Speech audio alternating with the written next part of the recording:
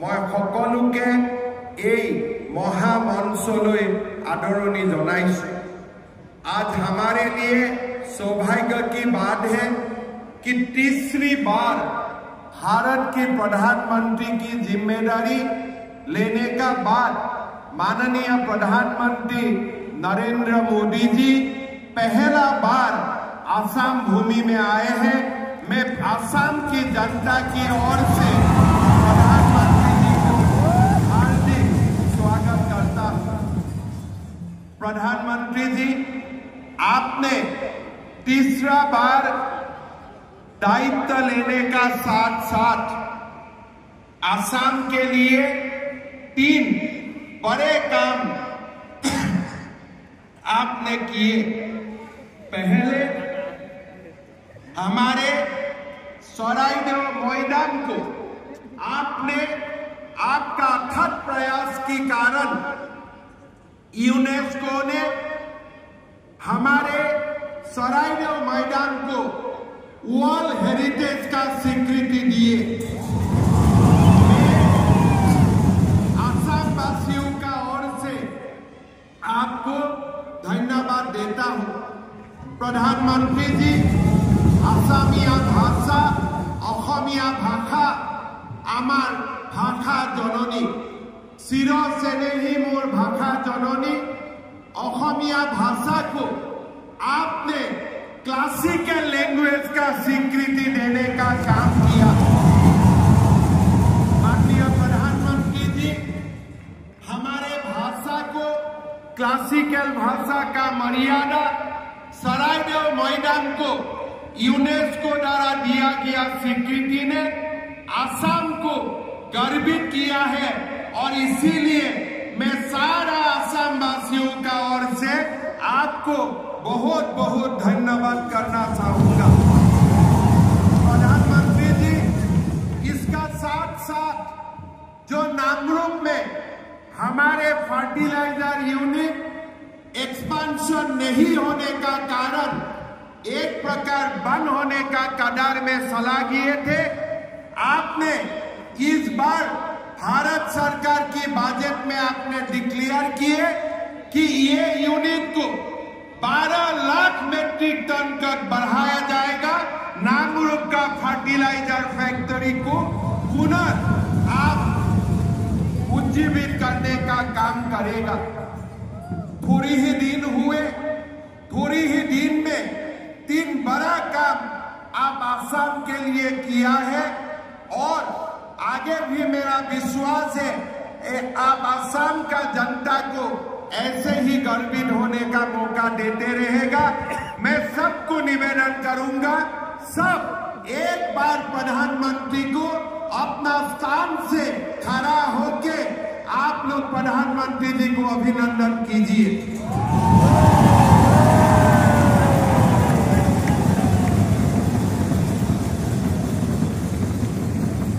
प्रधानमंत्री जी को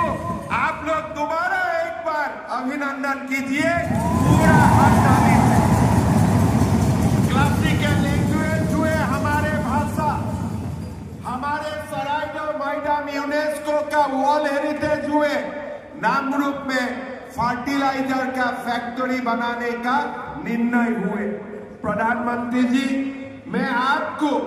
हमारे कृतज्ञ आसाम वासियों का ओर से बहुत बहुत धन्यवाद और अभिनंदन करना चाहूंगा। অসমৰ জাতীয় জীৱনৰ ইতিহাসত আজি এক অমিত উজ্জ্বল দিন। প্ৰায় 200 বছৰ পূৰ্বে জীৱিকাৰ তাগিদাত বিহাৰ, বংগ, উৰিষ্যা, মধ্যপ্ৰদেশ, অন্ধ্ৰপ্ৰদেশকে ধৰি দেশৰ বিভিন্ন প্ৰান্তৰ পৰা এছাম উদ্যমী কৰ্মঠ ভাৰতীয়ৰ পবিত্ৰ অসম ভূমিলৈ আগমন হৈছিল। এইসকল লোকে অসমলৈ আহি অসমকে নিজৰ মাতৃভূমি হিচাপে গ্ৰহণ কৰি সময়ৰ সোঁতত হাড়ে হিমজুৱে অসমীয়া হৈ পৰিল। অসমৰ চাহ উদ্যোগৰ প্ৰসাৰত তেওঁলোকে মূল ভূমিকা লৈ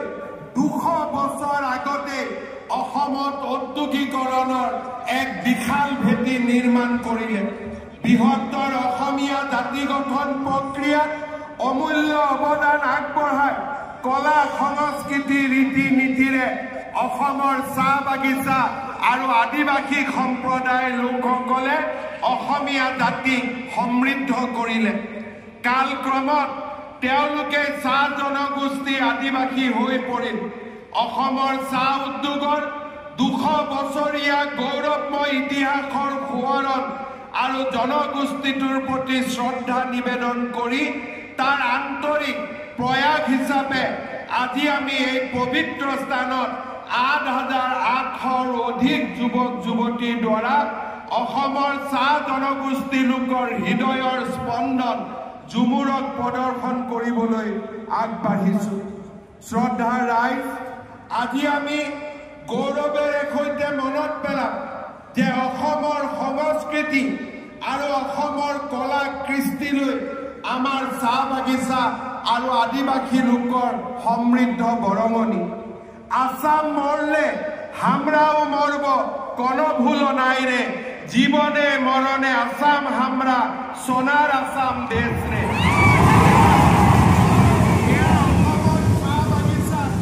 জনগোষ্ঠীৰ লোকৰ হৃদয়ৰ স্পন্দন মই আজিও কৃতজ্ঞতাৰে সোঁৱৰণ কৰোঁ ভাৰতৰ স্বাধীনতা আন্দোলনত অসমৰ প্ৰথম মহিলা শ্বহীদ তেজপুৰৰ মালতী মেমক আজি মই কৃতজ্ঞতাৰে সোঁৱৰণ কৰিম অসম আন্দোলনত শ্বহীদ হিচাপে স্বীকৃতি লাভ কৰা বাধনা ওৰাঙক মই আজি কৃতজ্ঞতাৰে স্মৰণ কৰিম অসমৰ চাহ বাগিচাৰ লোকসকলে যিসকল লোকে অসমীয়া ভাষাক নিজৰ ভাষা বুলি আদৰি লৈ আমাৰ ভাষা কৃষ্টি আৰু সংস্কৃতিক সমৃদ্ধ কৰিছে আজি এই ঝুমুৰ প্ৰদৰ্শন অসমৰ চাহ বাগিচা আৰু আদিবাসী লোকলৈ অসমবাসীৰ কৃতজ্ঞতা অসমৰ 3,50,00,000 লোকে অসমৰ চাহ জনগোষ্ঠী আৰু আদিবাসীৰ লোকত আজি এই ধৰণে আমাৰ কৃতজ্ঞতা জ্ঞাপন কৰিছো আমাৰ কৃতজ্ঞতা আপোনালোকে গ্ৰহণ কৰিব শ্ৰদ্ধা ৰাইজ এই পবিত্ৰ মঞ্চ আমি আপোনালোকক আকৌ এবাৰ ঘোষণা কৰিব খুজিছো চৰকাৰী চাকৰিত তৃতীয় আৰু চতুৰ্থ শ্ৰেণীৰ বাবে 3% সংৰক্ষণ অসমৰ চাহ বাগিচাত হাইস্কুলৰ নিৰ্মাণ 300তকৈও অধিক আয়ুষ্মান আৰোগ্য মন্দিৰৰ নিৰ্মাণৰ পিছত আমি আজি আপোনালোকক প্ৰতিশ্ৰুতি দিছো যে সময়ৰ লগত আপোনালোকৰ লগত আমি একেলগে কাম কৰি অসমৰ চাহ বাগিচাৰ লাইনত বাস কৰা প্ৰতিগৰাকী চাহ শ্ৰমিকক সেই মাটিৰ অধিকাৰ আমি প্ৰদান কৰিম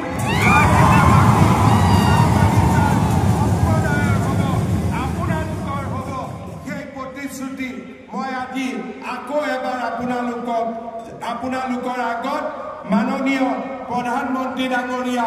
আৰু অসমৰ জনসাধাৰণক সন্মুখত ৰাখি মই সেই প্ৰতিশ্ৰুতি আকৌ এবাৰ আপোনালোকৰ ওচৰত দিব বিচাৰিছো আজি আমাৰ বাবে এক গৌৰৱৰ সোণোৱালী ক্ষণ এই ক্ষণটোত ঝুমুৰ নৃত্য সজাই পৰাই তুলিবলৈ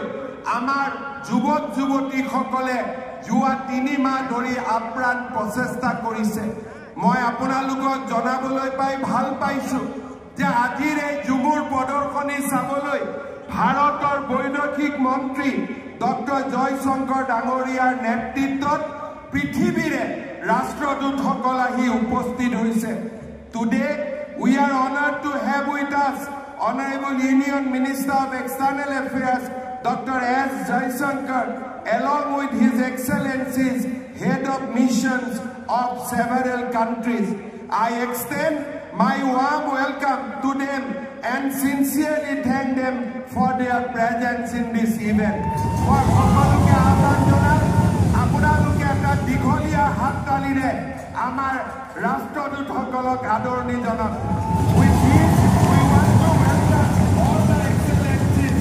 and the head of mission to this beautiful state of Assam. মই আৰু দীঘলীয়াকৈ আপোনালোকক ক'ব খোজা নাই এটাই মাত্ৰ অনুৰোধ কৰিম বহুতে কয়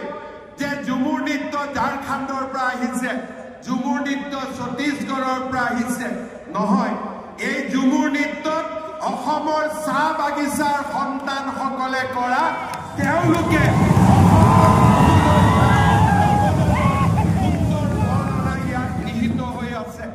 চাহ শ্ৰমিকসকলে